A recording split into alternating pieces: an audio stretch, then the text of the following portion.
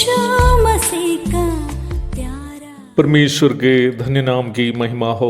प्रभात मनन के सत्र 1422 में आप सभी का बहुत ही विनम्रता के साथ स्वागत करता हूं। आइए आज का मनन के लिए हम पढ़ते हैं पहला तीमुथियुस अध्याय 6 पद 18। वे भलाई करें और भले कामों में धनी बने और उदार और सहायता देने में तत्पर हो। धन खर्च करने के संबंध में निम्न पद में दी गई दो अनिवार्य बातों में पहली बात पर हम कल मनन किए थे। हम ये मनन किए थे कि परमेश्वर के नजर में हम करने वाली उन भलाइयों का ही महत्व है जिसे हमें करने हेतु परमेश्वर के द्वारा पहले से निर्धारित किया है। केवल ऐसी भलाइयों को ही जिसे हम करते हैं परमेश्वर से हमें प्रतिफल मिलेगा। हमारी भावुकता से या अन्य कोई बातों से प्रेरित होकर यदि हम कुछ करते हैं तो परमेश्वर के नजरों में ऐसी भलाइयों का कोई मूल्य नहीं है। आइए इस विषय की दूसरी पहलू की ओर हम चलते हैं। पद के दूसरे भाग में हम इस प्रकार पढ़ते हैं, उदार और सहायता देने में तत्पर हो। Be generous and ready to share. इस बात को समझने के लिए हमें एक झलक उस पहली बात की ओर फिर से देखना जरूरी है। भलाई परमेश्वर के नैतिक गुणों में से एक है और जब हम परमेश्वर से प्रेरित होकर, परमेश्वर के प्रेम से प्रेरित होकर भलाई करते हैं तो परमेश्वर हमें प्रसन्न हो जाते हैं और हमें हमारी भलाई का प्रतिफल भी देता है। हम इस बात को मनन कर चुके हैं।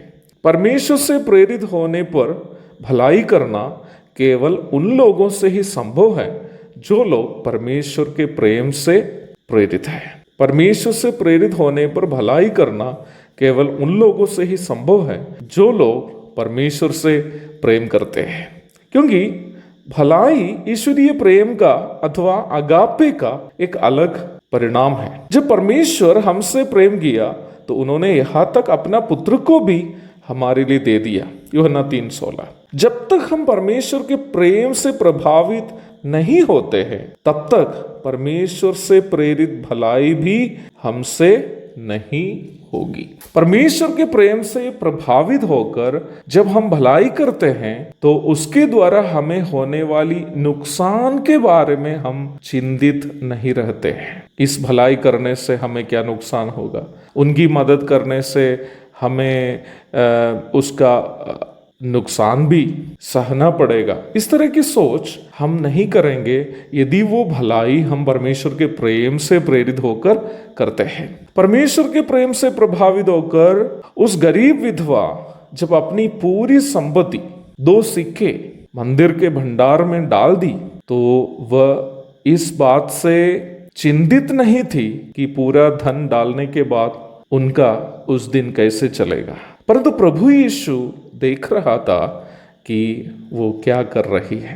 मरकुस रचित सुसमाचार 12 अध्याय 41 से 44 तक।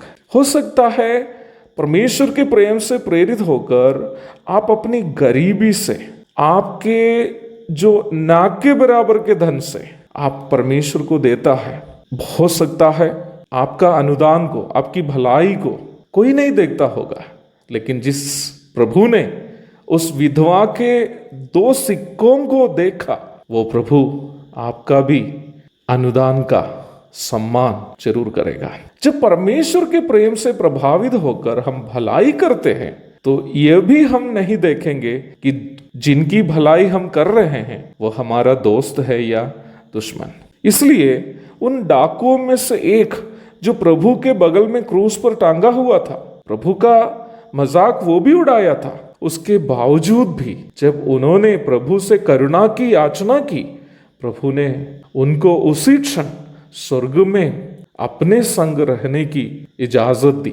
इसका मतलब परमेश्वर के प्रेम से प्रेरित होकर जब हम भलाई करते हैं, किसी की मदद करते हैं, हम देते रहेंगे यहाँ तक हमारा नुकसान का भी हम परवाह नहीं करते हुए हम देते रहेंगे। और हम ये भी ध्यान में नहीं रखेंगे कि जिसकी हम भलाई कर रहे हैं वो हमारा मित्र है या शत्रु, क्योंकि हमारा देने की प्रेरणा हमारी अपनी कोई बातों के कारण नहीं बल्कि परमेश्वर से हमारा प्रेम के कारण है। विश्वासियों से विशेषकर धनी विश्वासियों से परमेश्वर चाहने वाला दूसरा दायित्व, धन के खर्च के संबंध में दूसरा दायित्व यही है। इन बातों को समझने के लिए आज का मनन हम सबकी मदद करे। प्रभु के धन्य नाम की महिमा हो। आमीन। मुक्ति का द्वार है, संत को मार्ग का दर्शक है, विश्वास जो करते हैं उसके